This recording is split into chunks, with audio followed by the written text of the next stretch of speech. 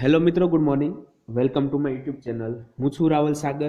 આપ સૌનું સ્વાગત કરું છું મારી યુટ્યુબ ચેનલમાં. તો આજના આપણા લેક્ચરમાં આપણે બેઝિક મેથેમેટિક્સની અંદર યુનિટ નંબર 5 જે છે આપણો, એની અંદર એક્ઝામ્પલ ઓફ એરિયા જોવાના છીએ. પણ શેનો? તો કે પેરેલેલોગ્રામ એટલે કે સમાંતર બાજુ ચતુષ્કોણ, ત્યારબાદ ટ્રેપેઝોઇડ એટલે કે સમલંબ, અને રોમ્બસ એટલે કે સમબાજુ ચતુષ્કોણ. બરોબર છે. એનું આપણે ફોર્મ્યુલા તો કે કઈ રીતના આપણે ફાઇન્ડ કરવાનો છે એનું ક્ષેત્રફળ, એ તો આપણે ઓલરેડી આગળ જોઈ ચૂકેલા છીએ. તો પણ ફરીથી તમને એકવાર યાદ કરાવી દઉં કે area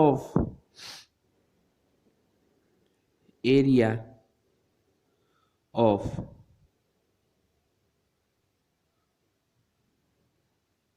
parallelogram is equal to AM into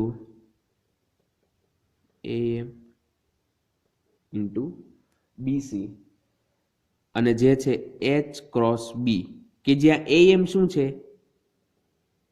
AM is altitude and BC is base. AM શું છે? એલ્ટિટ્યુડ છે. અને BC શું છે? તો કે જે એલ્ટિટ્યુડ વેધ છે એને રિલેટેડ એનો પાયો છે. બરોબર છે. ત્યારબાદ વાત કરીએ area of trapezoid. Area of trapezoid is equal to B1 plus B2 divided by 2 into H. બરોબર. અહીંયા B1 plus B2 divided by 2 into H છે. તો એ શું છે? તો કે B1 અને B2 કે જે પેરેલલ સમાંતર બાજુ જે છે, બરોબર છે, સમાંતર એકબીજાને સમાંતર બાજુ છે, એમના માપ છે, એટલે એમની એવરેજ લેવાની છે. અને ઇન્ટુ H કર્યું. H શું છે? તો કે એ બે સમાંતર બાજુ વચ્ચેનું જે અંતર આપણને દીધું હોય, કે જે આપણે વેધ તરીકે પણ ઓળખીએ છીએ, એ છે. બરોબર છે. તો આટલો ખ્યાલ આવી ગયો. ત્યારબાદ વાત કરીએ એરિયા ઓફ રોમ્બસ. રોમ્બસ એટલે કે સમબાજુ ચતુષ્કોણ. Area of rhombus is equal to 1/2 into D1 into D2. 1/2 D1 into D2. બરોબર. હવે D1 અને D2 શું છે? તો કે D1 અને D2 એમના જે વિકર્ણો છે એમના માપ છે. એટલે કે સમબાજુ ચતુષ્કોણની અંદર કઈ રીતના હોય? તો કે એમના જે ચતુષ્કોણ જે છે, બરોબર છે, એની અંદર જે વિકર્ણો દીધા છે એમનો બંનેનો ગુણાકાર અમને એનો એવરેજ લઈ લેવાની, સોરી, એને ડિવાઈડ બાય 2 કરી નાખવાનું છે આપણે. બરોબર છે. તો આવી રીતના આપણે પેરેલેલોગ્રામ, ટ્રેપેઝોઇડ અને રોમ્બસના એક્ઝામ્પલ ગણવાના છીએ. તો હવે આપણે એનું એક એક્ઝામ્પલ જોઈએ. Example number 1.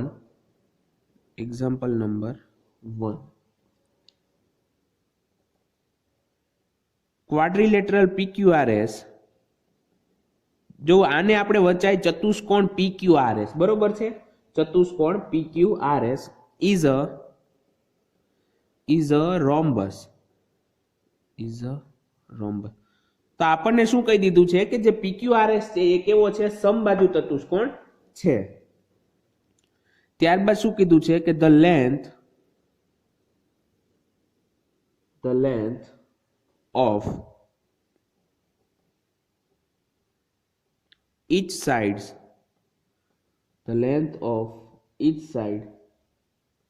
is 5 units.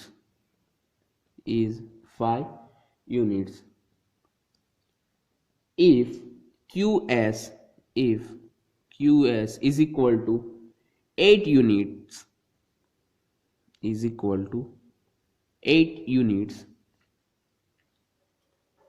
find the area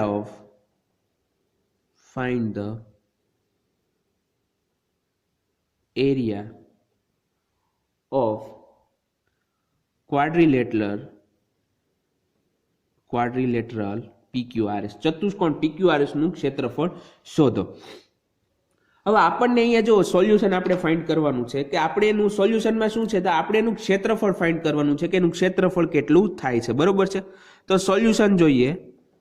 હવે આપણને શું કીધું છે? કે PQRS જે છે એ શું છે? સમબાજુ ચતુષ્કોણ છે. તો આપણે એક આકૃતિ દોરીએ સમબાજુ ચતુષ્કોણની.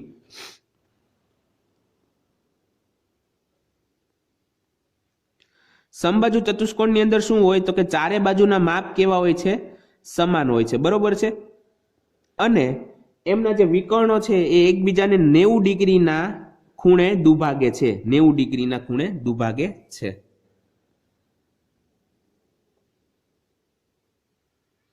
તો આ થઈ ગયો આપણો સમબાજુ ચતુષ્કોણ. હવે એને આપણે નામ દઈ દઈએ તો કે પી, ક્યુ, આર અને એસ, બરોબર. હવે બધી બાજુના માપ કેટલા છે તો કે 5 સેન્ટીમીટર, મતલબ કે 5. આ પણ કેટલું છે? 5. અહીંયા પણ 5 અને અહીંયા પણ 5. ઓકે. હવે QS નું માપ આપણને દીધું છે 8 દીધું છે, અને અહીંયા જે આ જે ખૂણો બને છે, ખૂણો એ કેટલો બને છે? એ ખૂણો 90 ડિગ્રીનો બને છે. મતલબ કે આ જે ખૂણો આટલો ભાગ બને છે એ કાટકોણ ત્રિકોણ બને છે, બરોબર. હવે QS નું માપ જે છે 8 સેન્ટીમીટર, 8 યુનિટ છે.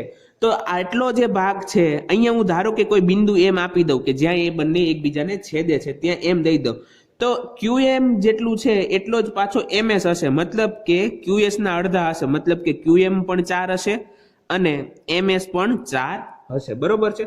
હવે આપણે શું ફાઇન્ડ કરવાનું રહેશે? હવે આપણે આ જે વિકર્ણ PR છે એનું માપ ફાઇન્ડ કરવાનું રહેશે કે એ કઈ રીતના અને કેટલું મળવાનું છે, બરોબર. તો હવે અહીંયા જુઓ, હવે અહીંયા જે છે રોમ્બસ છે, તો એના હિસાબે diagonal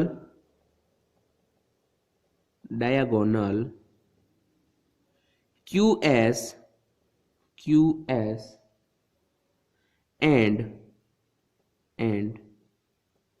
PR bisect each other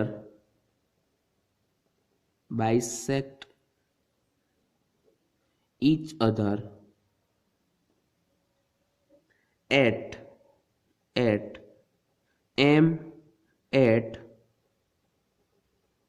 right angle. QS અને PR એકબીજાને એમ આગળ છેદે છે અને એ જે ખૂણો બને છે એ રાઈટ એંગલ છે, 90 ડિગ્રી છે, બરોબર છે. Now we have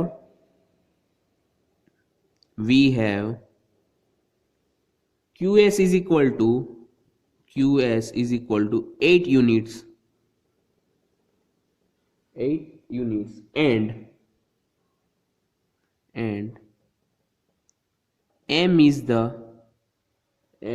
the midpoint of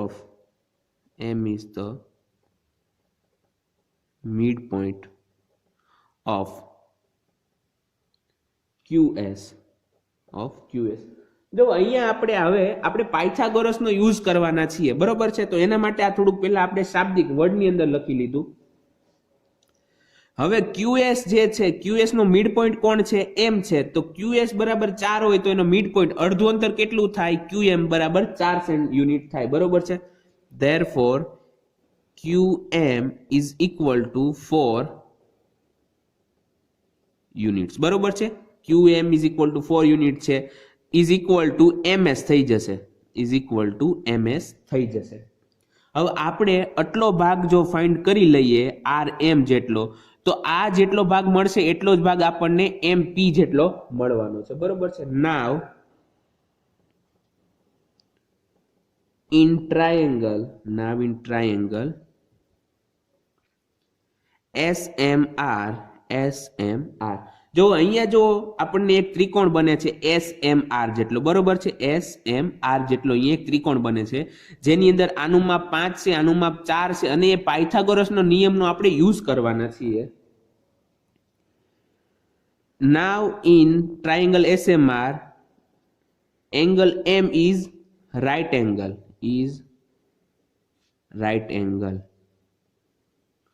બરોબર છે.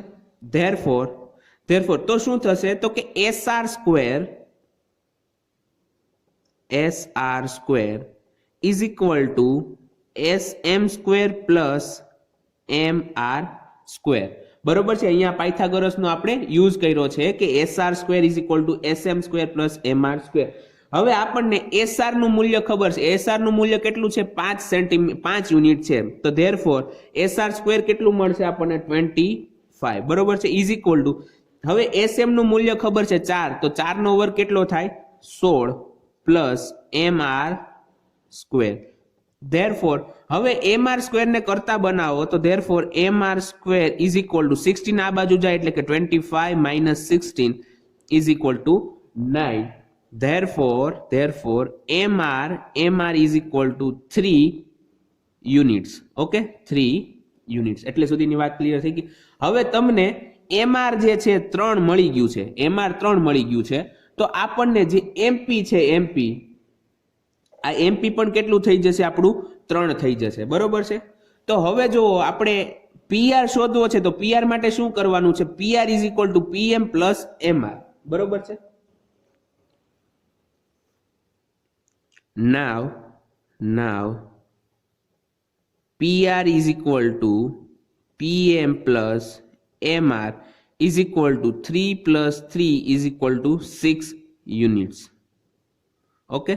Therefore PR is equal to કેટલા મળે છે આપણને 6 યુનિટ્સ મળે છે. અહીંયા સુધીની વાત તમને ક્લિયર થઈ ગઈ છે.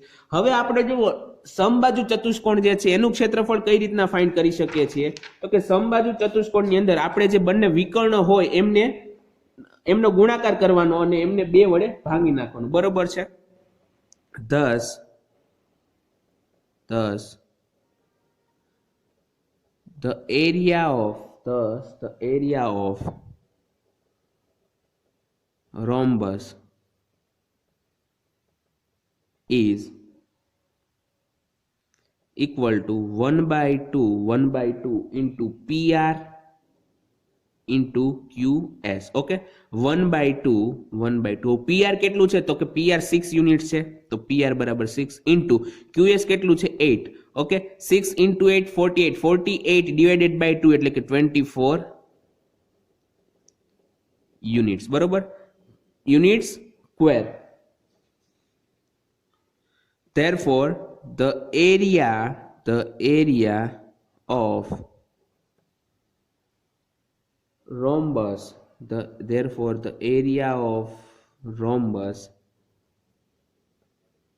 PQRS is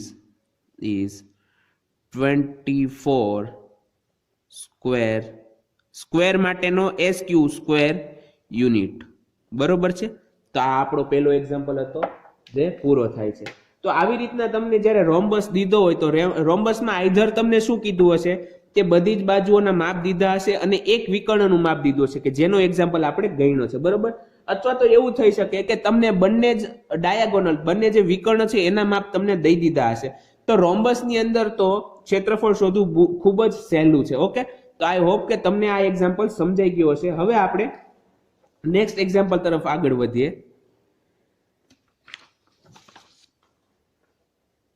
નેક્સ્ટ એક્ઝામ્પલ છે find the area. Example number 2. Find the area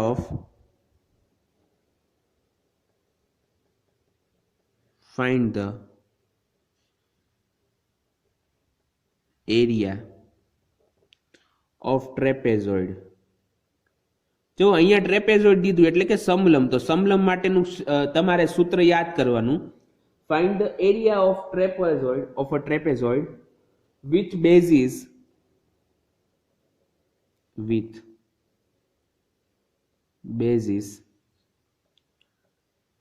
10 centimeters and 14 centimeters and height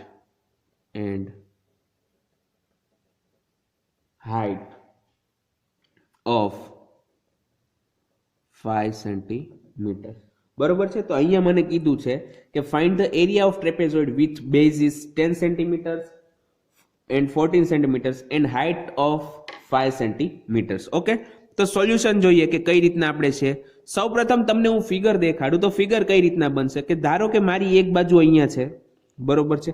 તો એને પેરેલલ મારે અહીંયા બીજી એક બાજુ આવશે, પેરેલલ એને અહીંયા બીજી બાજુ આવશે. હવે આવી રીતના બને છે. ઓકે, અને અહીંયા એક આ ચોથી બાજુ મારી આવવાની છે. હવે મને શું કીધું છે કે with the basis 10 centimetre and 14 centimetre. તો અહીંયા હું છે માપ હવે અહીંયા દઉં કે ભાઈ A B C D. તો બેઝિસ કોણ કોણ થાય કે જે બે પેરેલલ સમાંતર બાજુ છે એ આપણા બેઝિસ થઈ જશે. મતલબ કે AB આપણો બેઝ થશે અને DC પણ આપણો બેઝ થઈ જશે. તો AB નું માપ જો નાનું છે તો AB કેટલું થઈ જશે 10. ઓકે, ત્યારબાદ DC કેટલું થઈ જશે તો DC નું માપ આપણે લખીએ તો એ થઈ જશે 14 સેન્ટીમીટર અથવા તો 14 આપણે લખી નાખ્યું. ત્યારબાદ હાઈટ કેટલી કીધી છે તો કે 5. હવે હાઈટ એટલે શું છે તો કે આ જે બાજુ બને છે એટલી આ જે બે સમાંતર બાજુ છે એમની વચ્ચેનું અંતર એ કેટલું દીધું છે તમને 5 સેન્ટીમીટર દીધું અને અહીંયા કોઈ પોઈન્ટ એક દઈ દઉં હું એમ. બરોબર છે, એટલે સુધીની ખ્યાલ આવી ગયો. હવે તમને જોવો મેં કીધું તું કે તમારી પાસે 3 વસ્તુ હોવી જોઈએ. તો કે બે સમાંતર જે બાજુ છે એમના માપ તો હા એ બંનેના છે. AB નું માપ 10 સેન્ટીમીટર છે, DC નું માપ 14 સેન્ટીમીટર છે. અને તમને જે વેધ બને છે આપણો AM એનું માપ હોવું જોઈએ. એટલે કે જે હાઈટ છે એ દઈ દીધી છે તો એ 5 સેન્ટીમીટર છે. તો હવે તો તમને એરિયા ફાઇન્ડ કરવાનું ખૂબ જ સરળ થઈ ગયું. The area of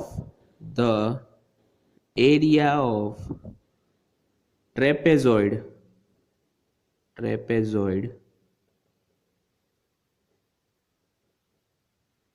ABCD is given by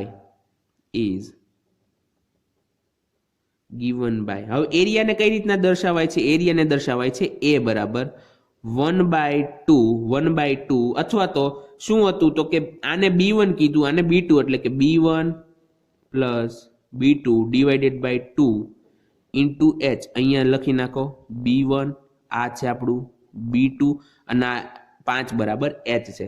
તો ઇઝ ઇક્વલ ટુ B1 બરાબર 10 સેન્ટીમીટર પ્લસ B2 બરાબર 14 સેન્ટીમીટર એને ભાગ્યા 2 એના ગુણાકારમાં H બરાબર 5 સેન્ટીમીટર. હવે 10 ને 14 10 plus 14 is equal to 34 divided by 2 એટલે તમને મળે 10 plus 14 is equal to 24 divided by 2 એટલે કે 12 into 5 is equal to 60.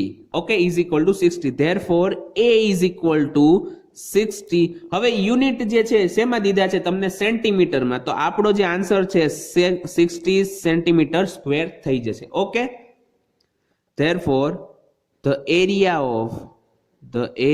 of given trapezoid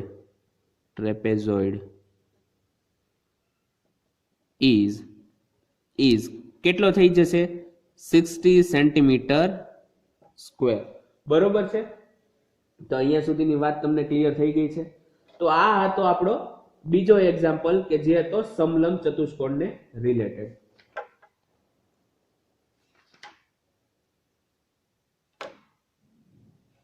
તો આવી રીતના તમે હજી સમાંતર બાજુ ચતુષ્કોણ એટલે કે પેરેલેલોગ્રામનો પણ એક્ઝામ્પલ ગણી શકો છો. કે સમબાજુના પણ બીજા ઘણા બધા તમારી ટેક્સ્ટબુકની અંદર એક્ઝામ્પલ દીધા છે એ પણ તમે ગણી શકો છો. તો આઈ હોપ કે તમને આજના એક્ઝામ્પલમાં આપણે આજના લેક્ચરની અંદર આપણે એક્ઝામ્પલ કઈ રીતના ગણવાના છે એનો ખ્યાલ આવી ગયો હશે. ઓકે, તો તમે તમારી જાતે પ્રેક્ટિસ કરજો. બીજા ઘણા બધા એક્ઝામ્પલ છે એની પણ તમે પ્રેક્ટિસ કરજો તો તમને આની પર ગ્રીપ આવી જશે. મતલબ કે તમારે પછી વિચારવું નહીં પડે એક્ઝામમાં કે હવે આ કયું ચતુષ્કોણ દીધો છે કે શું કરવાનું છે. તમારે ફક્ત વર્ડ્સ પકડવાના છે કે ભાઈ એવું કીધું હોય કે ઇન પેરેલેલોગ્રામ કે in rhombus, in square, in rectangle કે ઇન ટ્રેપેઝોઇડ. ઓકે, આવી રીતના જે વર્ડ્સ દીધા છે એની ઉપર તમારે ફોકસ કરવાનું છે એટલે તમે જે એક્ઝામ્પલ છે એ ગણી શકો છો. બરોબર, તો આઈ હોપ કે તમને આજના લેક્ચરમાં મજા આવી હશે તેમજ સમજાણું હશે. તો હવે આપણે મળશું નેક્સ્ટ ટાઈમ. ત્યાં સુધી ગુડ બાય. ઘરે રહો, સુરક્ષિત રહો.